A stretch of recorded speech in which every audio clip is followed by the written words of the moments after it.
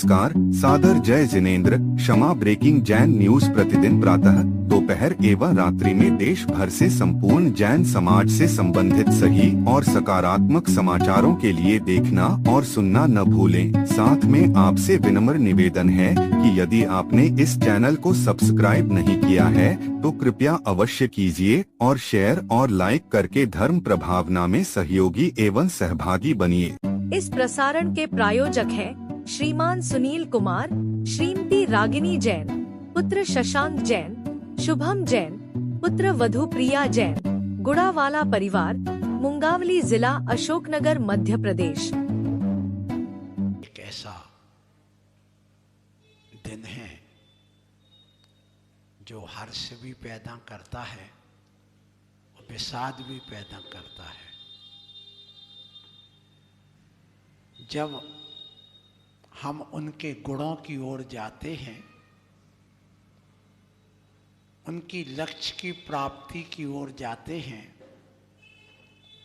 उनके जीवन भर के त्याग, संयम, तप और अंतिम लक्ष्य समाधि मरण की ओर जब हम दृष्टिपात करते हैं तो लगता है कि बहुत अच्छा हुआ, उन्होंने अपना उस लक्ष्य को प्राप्त कर लिया, अंतिम पेपर में उत्तीर्ण हो गए।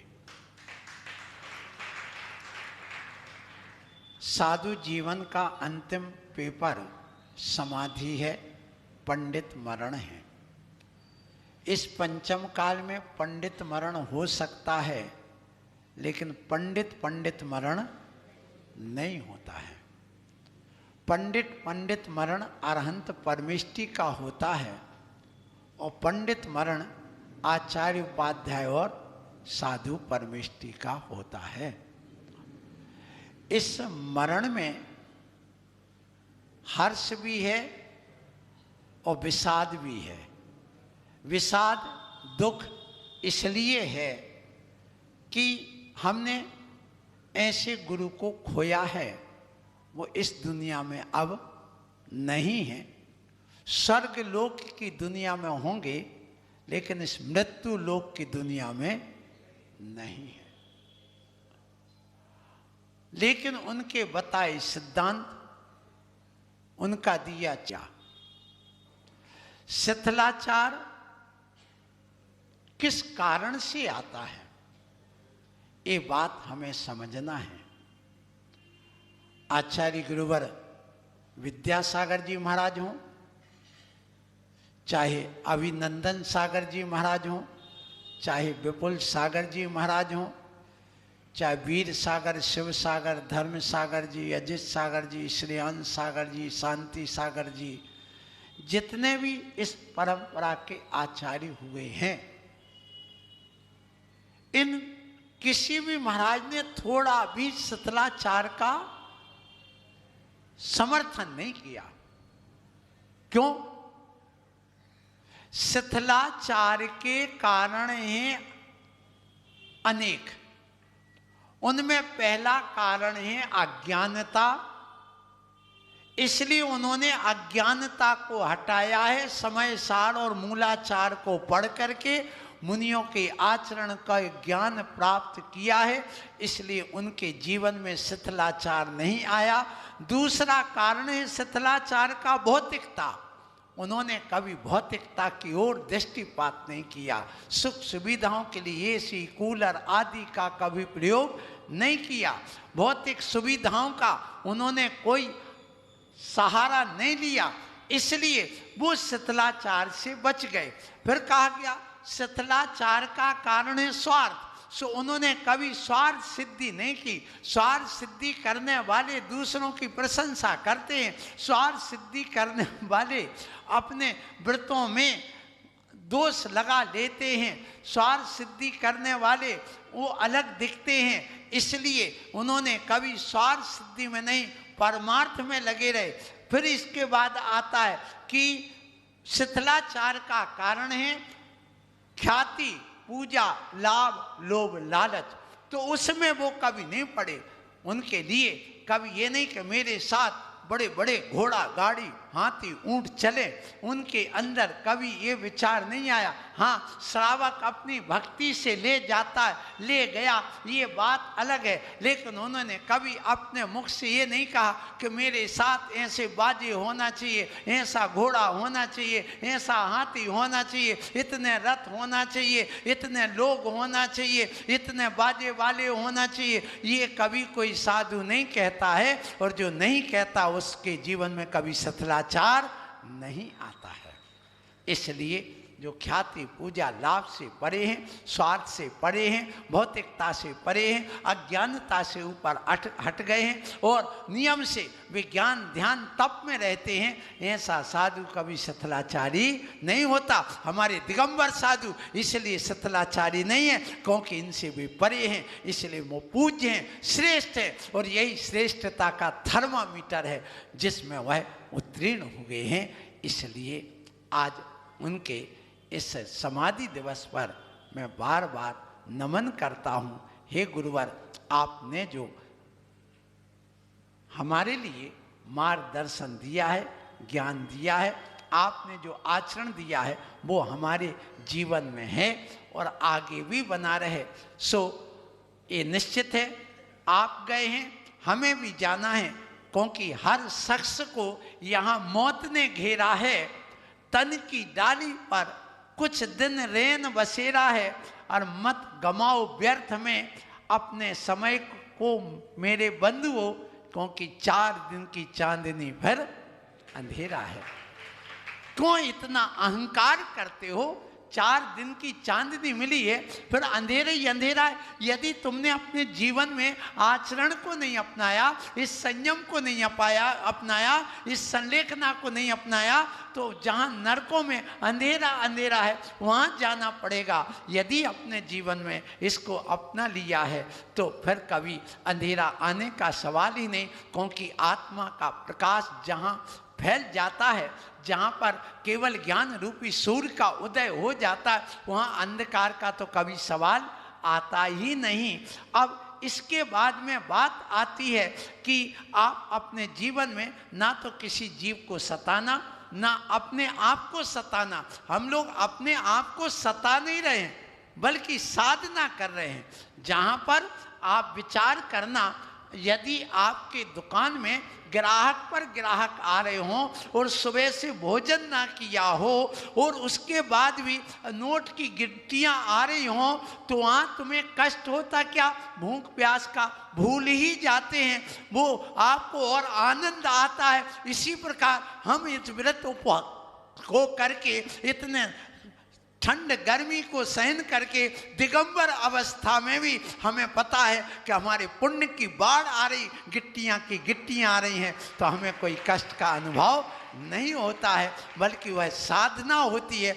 यही वजह है कि संलेखना के समय अन्न जल का त्याग करके बहुत आनंद का अनुभव करते हैं, और इसमें किसी प्रकार का हमें कोई विकल्प नहीं आता है, और बल्कि आनंद ही आनंद आता है। यदि कोई की माँ बीमार हो और बिल्कुल मरणासन्न अवस्था में भी पहुंच गई हो, और उसके लिए यदि वह बेटा बचा लेता है भूख प्यास सहन करते हुए, तो उसके आनंद का पार नहीं रहता है।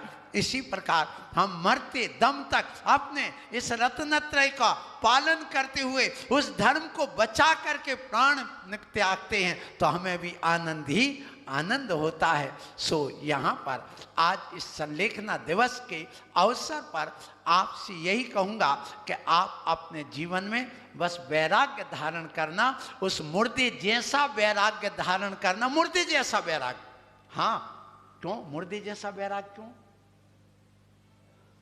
हम अपने इस शरीर को मुर्दा मानते हैं, तुम नहीं मानते। और जो अपने इस शरीर को मुर्दा मान करके अपने उस आत्म तत्व में रमण होता है, इस शरीर के इंद्रिय सुख छोड़ देता है, मुर्दे के कफन की तरह इन सारे वस्त्रों को उतार देता है, वह व्यक्ति जब अपने आत्मा को परमात्मा की साधना में लग जाता है, तो उस मुर्दे को भी मूर्ति बना करके ले जाते हैं, और मरने के बाद भी उनकी मूर्ति स्थापित हो जाती है। इसलिए ध्यान रखिएगा, वह मुर्दा क्या कहता है सुन लो। हमें छोड़ने हजारों आए थे, हमें छोड़ने हजारों आए थे और उनमें सिर्फ 4 लोग कंधा लगाकर आए थे, बस ऐसे छोड़ करके चले गए जैसे परमात्मा से उधार लेकर आए थे। ये वैराग्य की बात ध्यान रखना, वो मुर्दा स्वयं कह रहा है, देखो हमें तुम छोड़ के जा रहे हो, आग लगा के जा रहे हो या दफना के जा रहे हो, क्या मुझे भगवान से उधार लेके आए थे? तुम कितने स्वार्थी हो, ये कहता है। और एक बात और कहूंगा आज इस प्रसंग पर, जब भी कोई कार्यक्रम हो, जब भी साधु आए और जाएं, तो उस समय अपने जीवन में कुछ समय निकाल करके उनका साथ देने का प्रयास करना, हमेशा साथ देने का प्रयास करना। क्यों करना? क्योंकि एक बहुत बड़े मंत्री थे और उनके 4 बेटे थे, और 4 बेटे में एक बेटा को पता चला कि पिताजी की डेथ हो गई है। अब प्रसंग आया, पिता की मौत हो गई है, पिता बहुत बड़ा मंत्री है और 4 बेटे हैं। 4 बेटों में अब एक बेटा कहता है पिताजी हमारे इतने बड़े पूरे विश्व में ख्यात थे, सारे मंत्रियों को बुलाएंगे, सारी बसों को बुलाएंगे, सारे लोगों को बुलाएंगे, उनकी शव यात्रा एक ऐतिहासिक होना चाहिए, उन्होंने देश के लिए बहुत कुछ किया। और उसके बाद में दूसरा बेटा कहता अरे भैया इतना सब करने की क्या जरूरत है, अरे पिताजी गए सो मर गए, चले गए, अब वो वापस तो आएंगे नहीं। अरे ऐसा करते अपने सिर्फ रिश्तेदारों को बुला लेते हैं और अपन सब रहेंगे और सब मिल करके ये कार्य कर लेंगे, जिनको आना होगा सो आ जाएंगे। तीसरा बेटा कहता अरे इतना भैया करने की क्या जरूरत है, अपन अपने परिवार के कुटुंब के अपन लोग हैं, ले चलो, जिनको आना होगा सो आ जाएंगे। सो चौथा बेटा कहता है कि भैया क्या करना, जिनको आना सो आना, गांव वालों को, रिश्तेदारों को और परिवार को आना सो आना, ठीक, अपन 4 बेटे कंधे पर लेकर के चलते, काहे को इतना व्यर्थ में पैसा खर्च करना और इतना सब व्यर्थ में करना और ये सब ढोंग धतूरा करना, अरे अपन चलो, ले चलो, आ गई तो लगाना, ले चलो। तो विश्व मुर्दे से आवाज आती है बेटा तुम्हें भी कंधा लगाने की जरूरत नहीं, हम तो ऐसे ही चले जाए। अब तुम कौन से बेटे हो सोच लेना। जब कोई साधु आता है, जब कोई कार्यक्रम होता है, तो तुम अपना समय कैसे लगाते हो, कैसे कर, महाराज हैं आ गए चले गए, क्या लेना देना, हो गया वो तो काम। नहीं, ऐसा नहीं, धर्म की प्रभावना में आगे बढ़ो, उस कंजूस बेटे के समान मत बनो, अन्यथा अंदर से वो ऊपर से आवाज आएगी बड़े बाबा के वहां से और छोटे बाबा के यहाँ से कि तुम विधान करने बैठे और कंजूस तुम घर में बैठे रहे। अरे कम से कम आ करके एक बार अर्घ तो चढ़ा देते अपने गुरु के नाम से, उनका दर्शन का स्मरण तो कर लेते कि ऐसे गुरु हमने खो दिए, इतना तो कर लेना चाहिए। इतना भी नहीं कर पाओ तो वे तुम्हारे लिए क्या सोचेंगे। अवधि ज्ञानी है, ध्यान रखना, देव गति में जाने के बाद सब अवधि ज्ञान, उनके ज्ञान में सब आ रहा है, वो अवधि ज्ञान से सब देख रहा है, क्योंकि ऊपर नहीं देख सकते, लेकिन नीचे देव तीसरे नरक तक देख सकते, आ नहीं सकते, पर अवधि ज्ञान के माध्यम से देख सकते हैं। वे आज के दिन अवधि ज्ञान लगा करके देखें कि मेरे वहां पर क्या हो रहा है, मेरा जहां शव यात्रा हुई थी, जहां मेरे प्राण तक त्यागे गए हैं, जहां पर मेरे भक्त गए हैं, जहां पर मैंने विहार किया, वहां की स्थिति देख तो लूं, तो वो क्या देखेंगे यहाँ पर। ध्यान रखना गुना वालों, वो देखेंगे कि अरे ये भक्त यहाँ बैठे निर्भय सागर जी मेरे शिष्य के सामने, इनके लिए मेरा बहुत बहुत आशीर्वाद, इनका कल्याण हो। और वो कंजूस जो वहाँ बैठे हैं दुकानों पर, जो कंजूस या विषय भोगी बैठे हैं चुस्कियाँ लगाते हुए, पेपर पढ़ते हुए, वो पोहा जलेबी खाते हुए, उनसे कहेंगे कि तुम्हारे जीवन को धिक्कार है, तुम कम से कम आज स्मरण भी नहीं कर सके कि आज आचार्य विद्यासागर जी या अभिनंदन सागर जी या विपुल सागर जी या शांति सागर जी महाराज का आज पुण्य तिथि है। ध्यान रखना, यदि तुम पुण्यवान बनना चाहते हो तो इस पुण्य तिथि पर आकर के यहाँ स्मरण जरूर कर लेना। और मौत से कभी डरना नहीं। मौत से डर गया जो, वो मर गया। जिंदा में भी वह मर जाता है। सो आज के इस प्रवचन में आप लोगों का समय बहुत हो गया, सो इतना ही कहूँगा। कुछ दिन की जिंदगी है, इसलिए वो चंद पंक्ति हमेशा याद रखना। हर शख्स को यहाँ मौत ने घेरा है, तन की डाली पर कुछ दिन रैन बसेरा है। मत गमाओ अपने बहुमूल्य समय को व्यर्थ में, क्योंकि 4 दिन की चांदनी फिर अंधेरा है। यदि ये बात समझ में ना आई हो तो यह एक और दोहा याद रखना कि आंख खुली सपना गया। जैसे आंख बंद होती व्यक्ति सपना देखता आंख बंद में, इसलिए जब खुलती है तो सपना चला जाता है। इसलिए आंख खुली सपना गया, आंख मिची अपना गया। जब हम छोटे थे तो बच्चे के रूप में क्या करते थे, कहते थे जे तकिया मेरी, जे बस्तर मेरा। और जब आंख मिची तो माँ टांग और हाथ पकड़ के दरी पर लेटा देती थी और उसको अलग करके दूसरों को दे देती थी। इसके लिए कह रहा हूँ कि आंख खुली सपना गया, आंख मिची अपना गया। और 2 दिन का मेहमान श्वास रुकी और दफना गया। इसलिए 2 दिन की जिंदगी पे न उछल के चल। जिंदगी है चल चलाव का रास्ता, जरा संभल के चल। सो समझ जाओ, सावधान हो जाओ, संयम के मार्ग पर बढ़ जाओ। ये पाप क्रियाएं सब थोड़ी कम करके, नहीं छूटती कोई बात नहीं, थोड़ी कम करके, लोभ लालच कम करके यहाँ आकर के तो आप अपने जीवन को धन्य बना लो, सार्थक बना लो तो बहुत अच्छा होगा। जो व्यक्ति मरण के समय जागृत अवस्था में होता है, चैतन्य अवस्था में होता है, जिसके मन और ज्ञान विशुद्ध होता है, जो अपने उस परमात्मा या आत्म धर्म में लीन होकर के अपने जागृत अवस्था में प्राण छोड़ता है, उसको नियम से जाति स्मरण होता है। ये जैन आगम कहता है। और वह स्वर्ग गति में जाकर के अवधि ज्ञानी हो जाता है। इसलिए कहा गया है कि आप अपने जोश और होश में आकर के समाधि मरण पूर्वक अपने प्राणों को त्यागो। 3 व्यक्ति हैं जो कभी मौत से नहीं डरते हैं। उनमें एक संत है जो कभी मौत से नहीं डरता, क्योंकि उसको मालूम है कि मैं अमर हूँ, मेरा मौत नहीं हो सकती है। और मैं धर्म की रक्षा करते करते, उस रत्नत्रय की रक्षा करते करते यदि प्राण त्यागूंगा तो मेरा पंडित मरण होगा, मेरी समाधि होगी।